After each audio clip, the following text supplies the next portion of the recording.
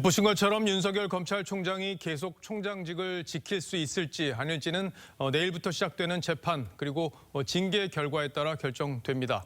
그 절차들의 함수 관계를 법조팀 주원진 기자에게 좀 들어보겠습니다.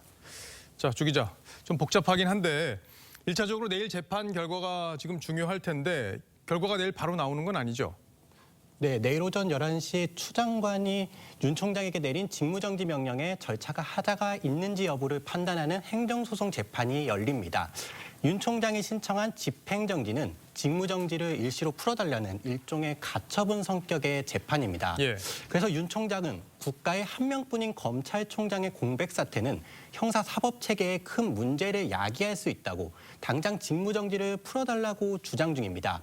재판 결과는 빠르면 내일 나올 수도 있고 늦어도 법무부 징계위원회가 열리는 이번 주 수요일 전엔 나올 가능성이 제기됩니다. 예, 뭐 빠르면 내일 나올 수도 있다 그런 거군요.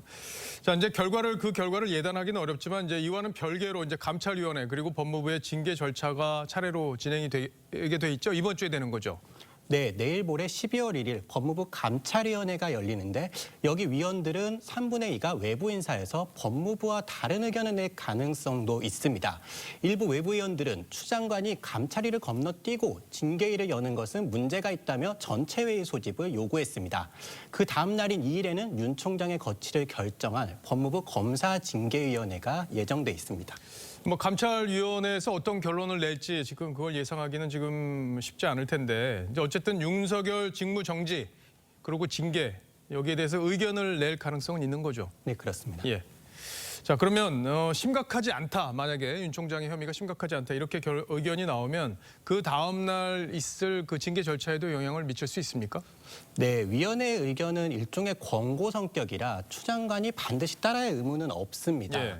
행정법원의 결정도 절차에 하자가 있는지 여부를 제기할 수는 있지만 실제적으로 징계 결정에 영향을 끼칠 수는 없습니다. 뭐 결국에는 추 장관이 열쇠를 쥐게 된 이 징계 절차 이게 이제 윤 총장의 명운을 결정하게 되는 건데 이 검찰 주변에서는 징계 수위를 어떻게 예상하고 있습니까?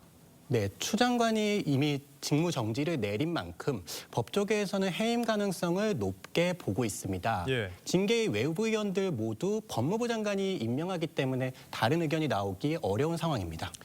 그러니까 추 장관이 수요일 날 징계를 결정하게 되면 해임을 결정하게 되면 그때부터 총장의 직위를 잃게 되는 건가요? 네, 그렇지는 않습니다. 검사징계법을 보면은 감봉 이상의 검사의 징계는 법무부 장관이 제청을 하지만 결국엔 대통령이 결정하는 겁니다. 예. 결국에는 이제 대통령이 결정하게 된다 이런 건데 그러니까 최종적으로는 문 대통령이 이번 사건을 매조제하는 그런 역할을 맡게 될 거다 이렇게 볼 수 있겠네요. 네, 그렇습니다. 그리고 만약에 문 대통령이 해임을 결정하더라도 윤 총장 측은 해임 처분에 문제가 있다며 행정법원에 다시 집행정지 소송과 본안 소송 등을 동시에 낼 계획입니다. 소송을 만약에 그럼 내게 되면 해임 결정이 나오더라도 만약에 그 본안 소송 전에 일종의 가처분 소송에서 인용이 된다면 총장직은 계속 유지할 수가 있다 이거군요. 네, 맞습니다. 윤 총장이 만약 그 소송이 받아들여진다면 내년 7월까지는 임기를 유지하면서 본안 소송 결과를 기다릴 것으로 보입니다. 예, 뭐 대통령과 검찰총장 간의 소송 전까지 갈 수 있다 이렇게 볼 수 있겠군요. 주원진 기자 잘 들었습니다.